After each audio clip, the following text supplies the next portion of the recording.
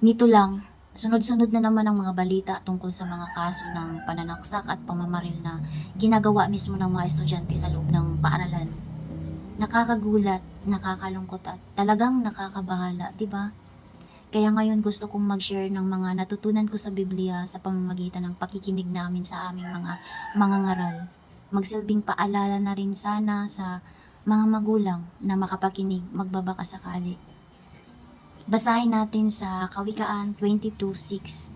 Turuan mo ang bata sa daan na dapat niyang lakaran, at pagka tumanda man siya ay hindi niya hihiwalayan. Simple lang pakinggan, right? Pero napakalalim ng kahulugan nito lalo na sa panahon ngayon.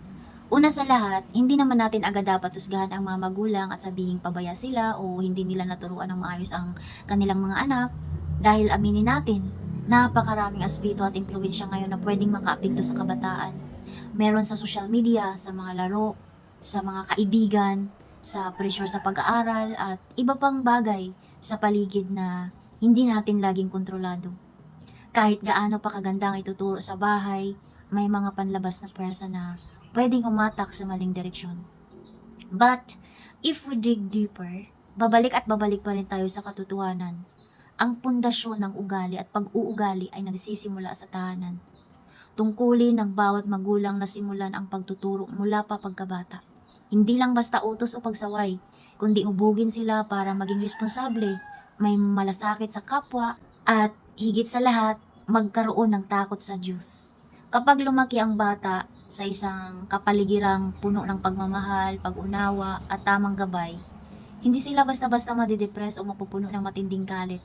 Hindi sila madala sa maling impluensya. Bago pa man pumasok sa isip nila ang manakit, manaksak o pumatay ng kapwa, may takot na agad silang gawin iyon. Kasi alam ng konsensya nila na mali ito at may kapalit na parusa. Kaya kahit anong mangyari sa labas, may matibay silang paninindigan dahil maayos ang pagkakabuo ng kanilang pagkatao.